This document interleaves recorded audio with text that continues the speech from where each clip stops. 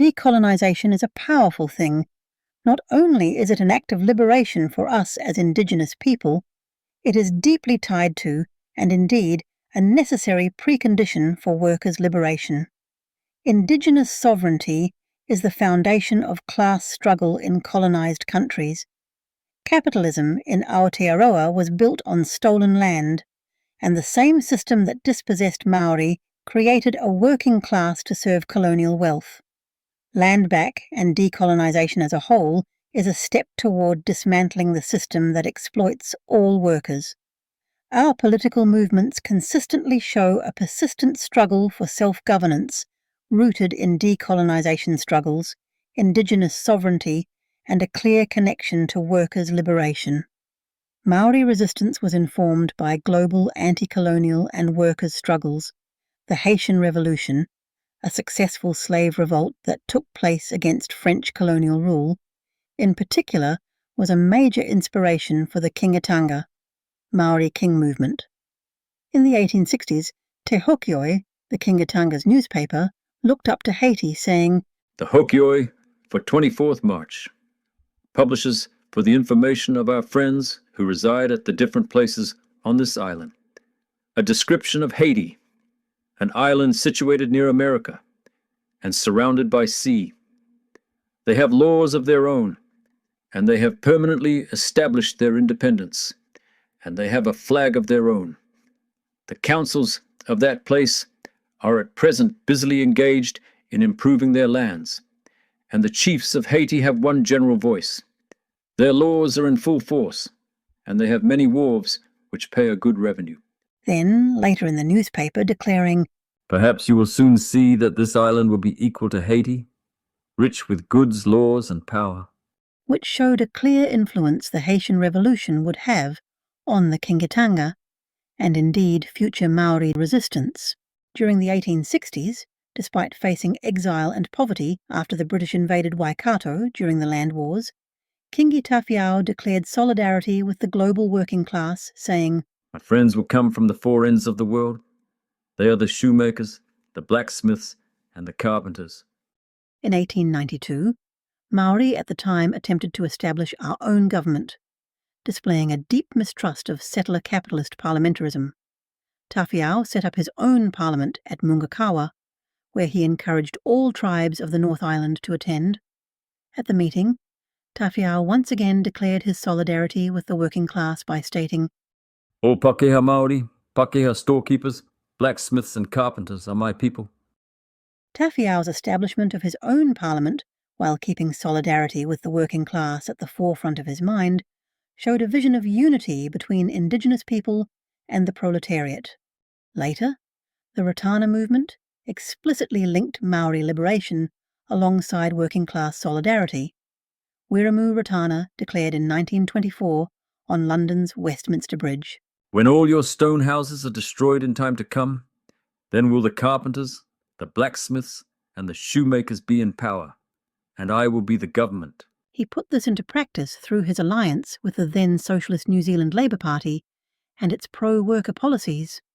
Despite this alliance, however, the pro-worker economic strategy was still constrained by Labour's ties to racial capitalist social relations due to their lack of commitment to true Māori sovereignty and their embedded adherence to the entrenched ideological fiction, "We are one people."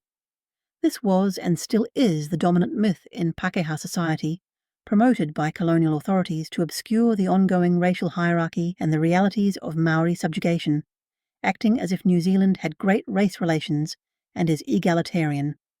This ideology served as a distorted solution to the contradictions born from colonisation. It masked Pakeha dominance and Māori oppression by presenting them as harmonious or resolved, operated within a political economy premised on capitalist accumulation, which required the peripheral proletarianisation of Māori as a cheap labour force.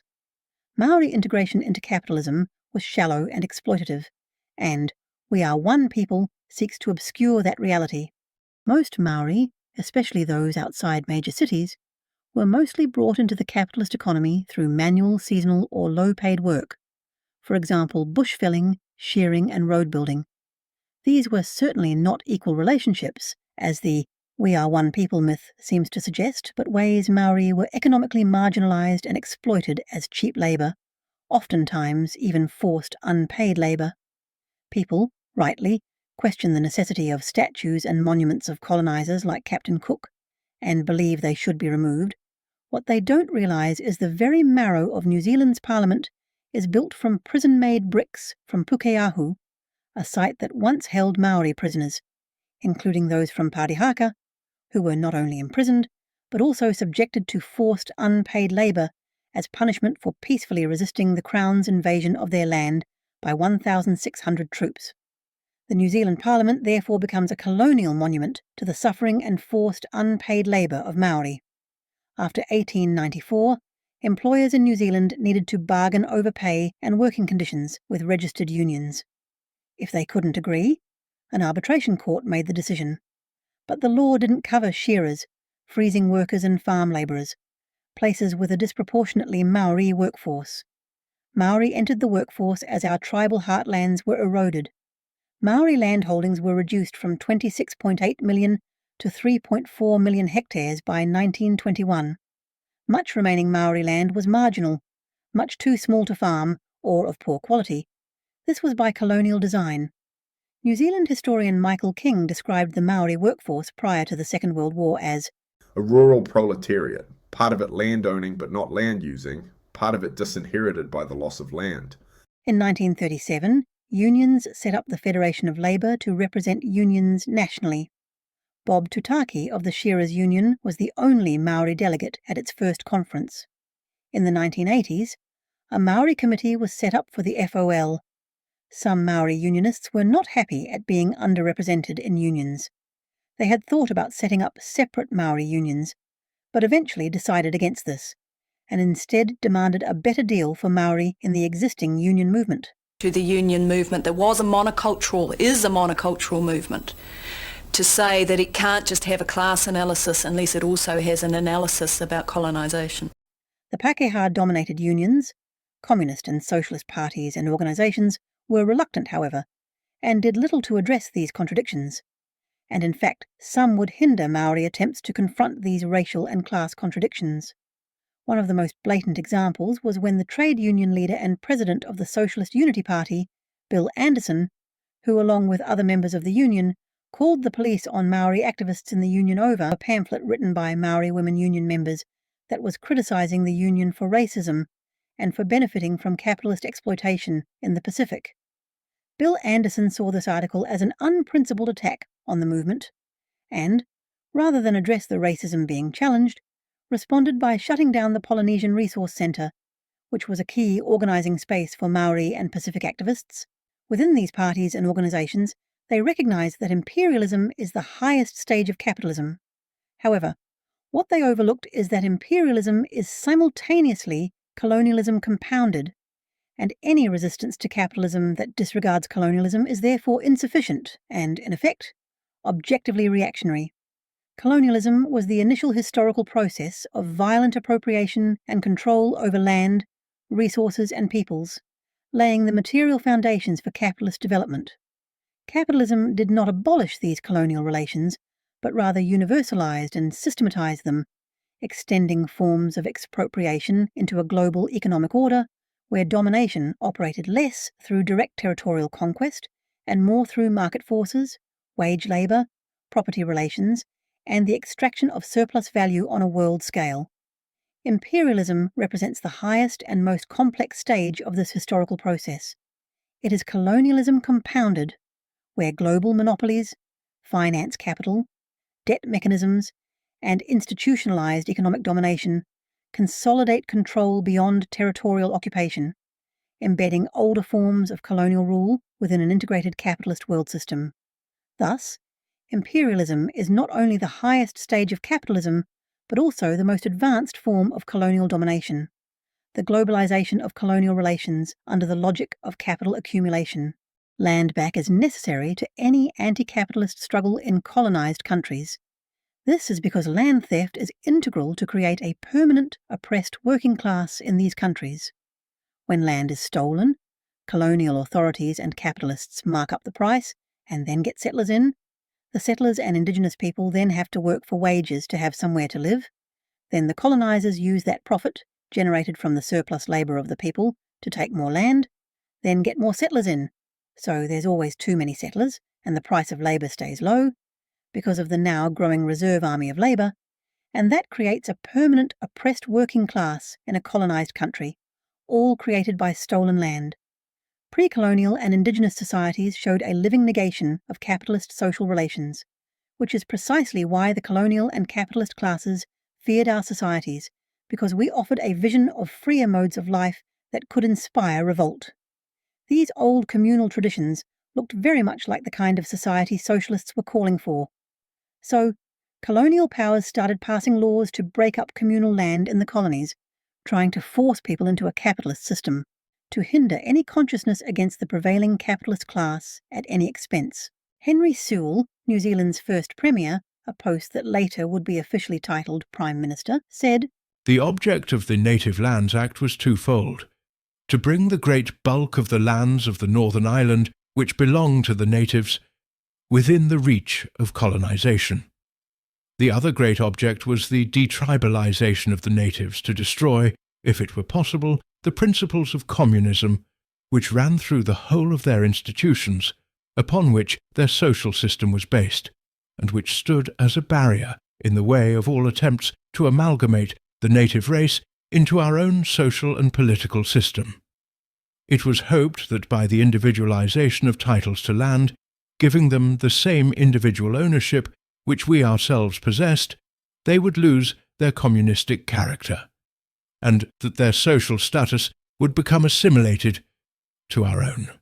Rosa Luxemburg reiterated this fact of colonial capitalist fears, that pre-colonial societies would inspire the working class, saying, "The bourgeoisie, clearly affected in their class interests, scented an obscure connection between the ancient communist survivals that put up stubborn resistance in the colonial countries to the forward march of the profit-hungry Europeanization of the indigenous people and the new gospel of revolutionary impetuousness of the proletarian mass in the old capitalist countries. When the French National Assembly was deciding the fate of the unfortunate Arabs of Algeria in 1873 with a law on the compulsory introduction of private property, it was repeatedly said, in a gathering where the cowardice and bloodlust of the conquerors of the Paris Commune still trembled, that the ancient common property of the Arabs must at any cost be destroyed, as a form that supports communist tendencies in people's minds. Reactionary working-class Pākehā think that the oppression of Māori would bring them material privileges. Even when it does, it is short-lived. By creating a Māori underclass, capital in Aotearoa could pay lower wages, avoid full labour protections, and justify precarious employment under the guise of so-called market logic. This racial segmentation allowed capitalists to discipline Pākehā workers due to the impoverished situation Māori are kept in with the capitalist class, saying to Pākehā workers who fight for better working conditions and pay, "If you don't accept our terms, we've got others who will." In modern times, the intersections of Māori sovereignty and workers' liberation show in places like resistance to the 1980s neoliberal reforms and the Regulatory Standards Bill. The former was not allowed to reach its full extent, as it would breach the treaty, protecting workers' rights from the full brunt of neoliberal reforms. The latter undermines both Māori rights and workers' protections by giving corporate interests more power to challenge laws that protect land, resources, wages and working conditions, effectively putting business profits ahead of community well-being. This shows how intertwined with the class struggle Indigenous sovereignty is. Not only is it an important factor in workers' liberation, but a necessary foundation of it. Working-class Pākehā are alienated by capitalism, yes, but fundamentally also by their disconnection from Māori, and until that is faced, the entire working class suffers. Forget national pride, no, we're not egalitarian.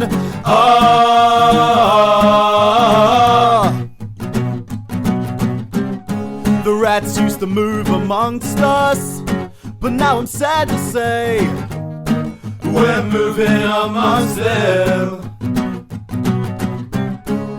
Yeah, once summer started, we'll forget to think about all we stand to lose. 'Cause this is Aotearoa and we love reggae at a barbecue, but we hate to hear the truth. Just look at our Prime Minister for proof.